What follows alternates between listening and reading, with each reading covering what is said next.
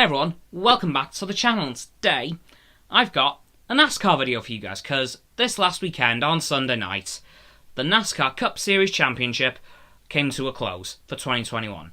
Of course, the Xfinity Series and the Truck Series also came to a close, but I'm going to be talking about the Cup Series today, as that's probably the biggest out of the three.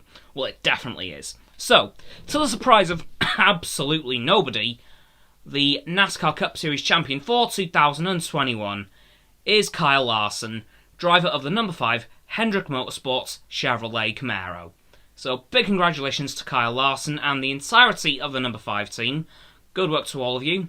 And I'll admit, I was quite surprised that he was able to win this last race because, as I mentioned in the stream on Sunday, Martin Truex Jr., Denny Hamlin and Kyle Larson had a team member ejected from that team for the weekend due to them failing the pre-race inspections.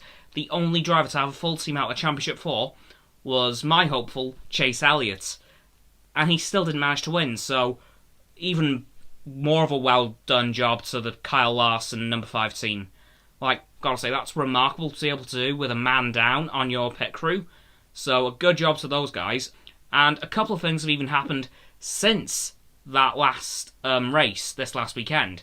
Of course, we have the next-gen car being premiered in the Los Angeles Coliseum race, apologies, at the beginning of next year, which actually kind of got predicted by Pixar Cars 15 years ago, as they had a race at that circuit, but that's never happened in NASCAR until now, so really cool to see that, actually, because, of course, cars kind of helped me get into racing a lot.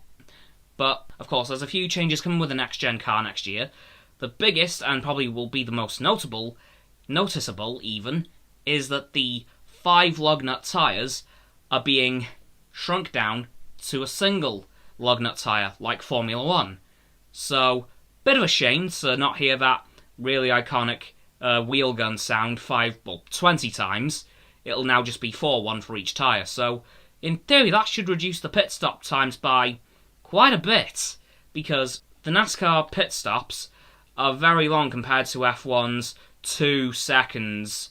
They last like 12 or 13, and those are good pit stops. Like, a 12 second is a pretty decent one, because in NASCAR, of course, you can still refuel, and of course you have to change all the tyres, and very strangely, you can only have one tyre changer at a time, so literally, one guy has to do 4 tyres. Yep, no wonder it takes so long, but hopefully this whole lug nut reduction should decrease those times a little bit further, and for a bit more competitive racing with the pit stops. And there's so many other things to come with this new next-gen car that I can't even think about everything. This last week as well, 2 of the NASCAR tracks have been bought, namely Dover and Nashville. I can't exactly remember the buyer. I will have it put here. If I do end up remembering, I should do. But yeah, those 2 have already been bought, which is absolutely insane, coming off of not even a week since the end of the season. And, well, there is another pretty big thing too.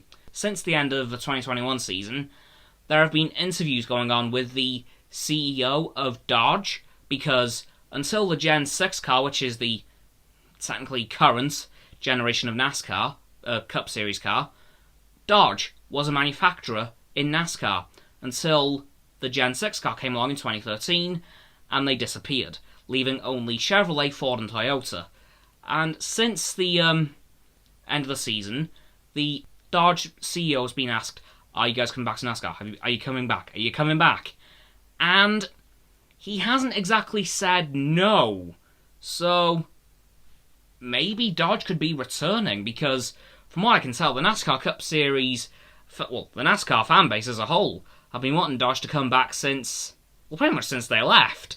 So, I think, let's put it this way, I don't think people would say no to them coming back if they did. So, hopefully, maybe not next year, but maybe in a couple of seasons' time with the Gen 7 car, we might see Dodge return to NASCAR. And if that is the case, that'll mean for the first time in about 8 years that NASCAR has had 4 constructors in its championship, which is absolutely insane. Like, yep, there is only 3 at the moment. Of course, as I mentioned a moment ago, Chevrolet using the Camaro, Ford using the Mustang, and Toyota using the Camry. And I have a strange feeling if Dodge does come back, they're definitely going to use the Dodge Charger. I'd be very surprised if they didn't, considering how sports car-like the Cup Series has gone in the last couple of years, with, of course, the Camaro, the Mustang, and the Camry being like the sports cars of those three manufacturers. So I fully suspect the Dodge Charger would be the likely candidate for a Dodge return to NASCAR. So I'm really hoping that's the case, because I would love to see another constructor enter the NASCAR Cup Series and Xfinity and Truck Series. Because, again, Dodge did have cars in all three championships when they were around, so hopefully they might start with the Cup Series at first, then filter back down into the other two. But if they come back all three at once, I'd be good with that. But yeah, a lot of new stuff coming in 2022. Really excited for the new season.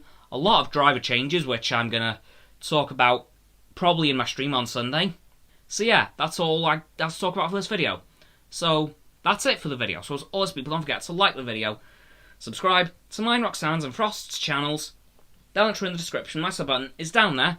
Yep, that big red one, unless you've already subbed. Then it's grey. Thanks for that, by the way. And once you've done that, don't forget to click all three of our bell icons to get all three sets of our notifications. Comment as well, because why not? And let me know what you think of all this NASCAR news for 2022, and if you're hoping for Dodge's return to the series, well, 3 series. Once you've done that too, don't forget to follow me on all my social medias. Those links are going to be in my link tree in the description. Don't forget as well to follow Roxanne on her blog, and Frost on his Instagram. The links are also in the description below my link tree. And lastly, of course, don't forget to share this video with all of your friends so they can join the infinite loop of liking, subscribing, commenting, following, and sharing, and around and around and around that loop. And I'll see you guys tomorrow with another video. Goodbye.